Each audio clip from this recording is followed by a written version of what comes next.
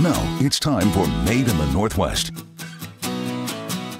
I'm here in Northwest Portland. I'm at Freeland Spirits. Let's go check this place out. We're down here at Freeland Spirits in Northwest Portland. Molly, thanks for having us down today. Thanks for being with us today. This is going to be a lot of fun. Let's talk about what goes into what you guys make down here. Totally. Whiskey, gin, all of my favorite things in life. I'm excited for this. Right, how can you complain about whiskey or gin? Right. So right now we have a bunch of botanicals in front of us. We're talking about distillation process for gin specifically. Yeah. Of course, it starts a lot with the botanicals that we're using. We have some great ones here today. They're just a small fraction of what we actually use, but there's the one ingredient that you have to call it gin, which is? Juniper! That's right. So juniper right here. This is Eastern European juniper, very nice and fragrant. I think you can all, it's just wafting towards us. And it is really nice and light and a lot of kind of the piney flavors that people assume that juniper is going to taste like, which lets us do some really delicate gins. Yeah. We also have some citrus here. This is grapefruit, bay leaf. This is our favorite licorice root as well, and then some lemon verbena. All of these go in different gins that we make here. For the dry gin in particular, which is our Navy strength, high proof, definitely something that can put you under the table if you're not careful. Absolutely. To be quite frank. That has a lot of lemon verbena, and another ingredient that we get this really nice salinity from, which is sumac. Okay. Sumac is really fun to work with. Lemon verbena too. You know, a lot of people are scared of gins because it's, for me, I love it, but so many people go, oh, that juniper is so overwhelming. They need to go out and try some different tastes because they're all over the board as far as flavor profiles in my experience. Totally, and there's a lot of different styles. There's a dry gin, like this dry gin I just talked about. It's also London dry.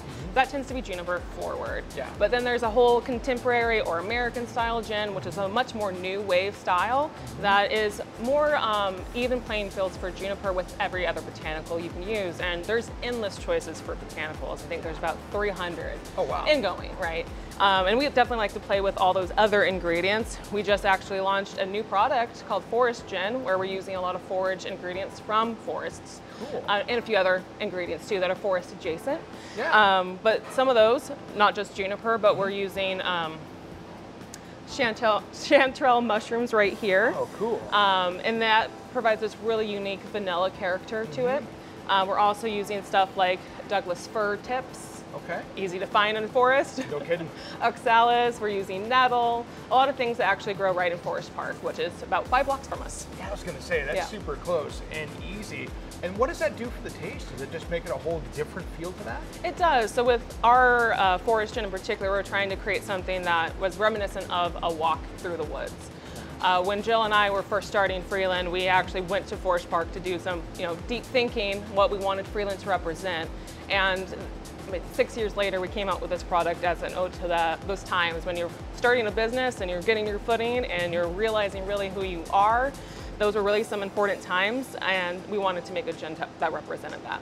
I gotta ask you, what got you started in this? Because this isn't something that maybe one day you go, I think I'm gonna get into distilling, right? At the ripe age of 16 years old. Yeah. When I was in middle school, I decided to be a forensic anthropologist. Oh, cool. And I went to college to pursue that. I was told to do chemistry with an emphasis in forensics. Okay. And it ended up being the perfect situation for me because I loved chemistry, but I hated forensics. Yeah. And I did some thinking and drinking like you do in school, and I realized that this was actually something you can do. Never really occurred to me, because why would it to someone who's 21 years old, that you could dedicate your life to making great spirits, but I did some searching and I found a program in Scotland that was a master's in brewing and distilling. I applied and I got in and spent a whole year in Scotland learning how to make beer and whiskey and gin like the Scots do. All right, so how does the process start, for instance, when we're making gin? So we start with a high proof neutral spirit. It's kind of like very high proof vodka or Everclear. And then we're gonna do a maceration, which is basically putting our botanicals in that alcohol.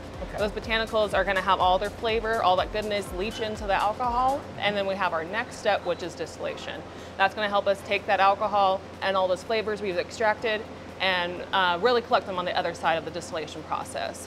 So we use this piece of equipment right here, which is Hellbitch. I love that. She is named from a Lonesome Dove character. Jill, the founder's from Texas, That's a whole thing in Texas. And when she first told me that was the name, I kind of had an untamable horse with a dangerous piece of equipment, but we came to terms that there was one cowboy that could actually tame the horse. So there we go. Anyone who's running the still is Cowboy Hal for the day. Nice. So we basically have this high-proof alcohol, a little bit of water, botanicals sitting in here, and we're going to start to apply heat using this kind of double boiler stainless steel tub around this all copper still.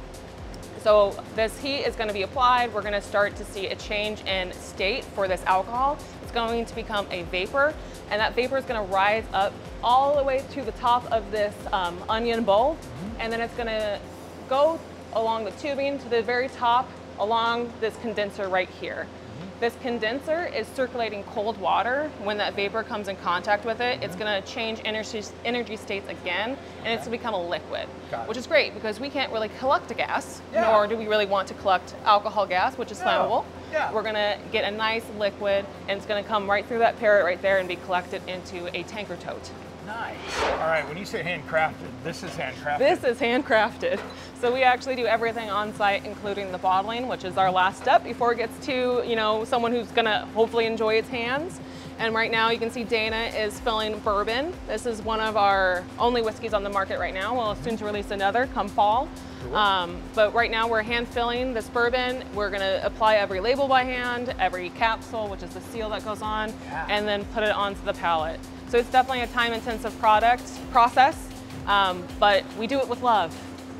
Mostly love. Boy, there's a lot of handwork that goes into this. This is not some big, huge machine factory line here. You guys are touching every piece of the way. Everything is done by hand, every label applied with care. You can definitely tell, when you pick it off the shelf that not every label is applied perfectly, and that's because it is done by hand. That's the beauty of that. That's the thing of handcrafting. Exactly. Right? Not everything is perfect, but it's all good. That is great, and that's what creates something special, right? Exactly. All right, so we have a barrel collection here. What's going on here? Well, we make gin. We make a lot of gin, but we also do make some whiskeys as well. One of them, bourbon. We also have a rye whiskey that has yet to be released. But we do bourbon a lot, and one of the things that we like to do, because it is a source whiskey, which means we don't distill it here, but we do the aging, is we like to finish it in Pinot Noir barrels. So we're really fortunate to live in Pinot Noir country.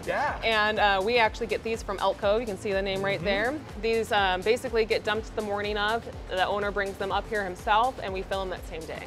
So they're really nice and fresh and juicy. Some of these will go into our normal bourbon blend, and then some of them go into a private barrel program, which is something that not everyone gets to see. It's a little exclusive single barrel edition. This is Zendaya. She's been dedicated to our Diva series set of private barrels. I think we start with Aaliyah and all the way to Zendaya.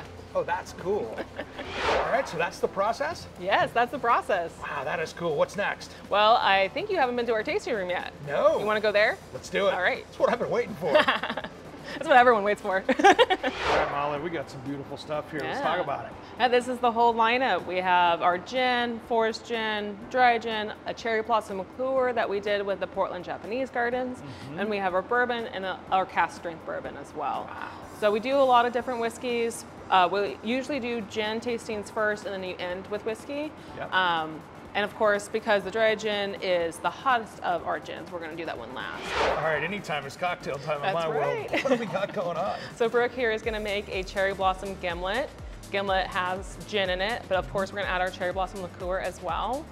Gimlet's a really fun cocktail to make, especially when you splish splash. It is really simple. It's 3 ingredients generally: gin, lime juice, and simple syrup.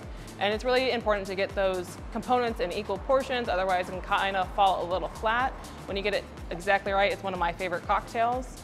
And you can see that was just the lime juice. Now we're doing the simple syrup. And by we, I mean Brooke. I'm so helpful here. And then we do some different bitters in there. Bitterman, and I can't tell exactly what it is. Oh, it's cool. The cherry bark, which is excellent. It's been doing really well with our cherry blossom liqueur. They are always playing with different bitters and different cocktails, and it influences the cocktail so much. It does. And now we're gonna shake. Nice.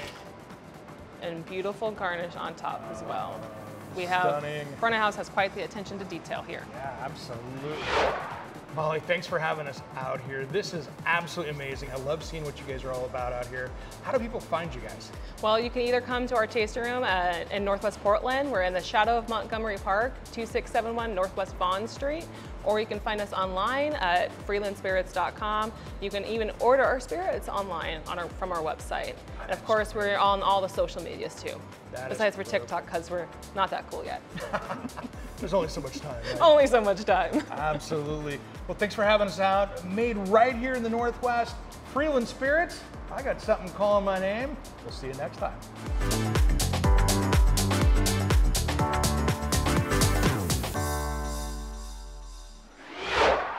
As you can tell, we had a lot of fun down at Freeland Spirits. Do yourself a favor and check them out. Not only do they make great spirits, but they're great people as well.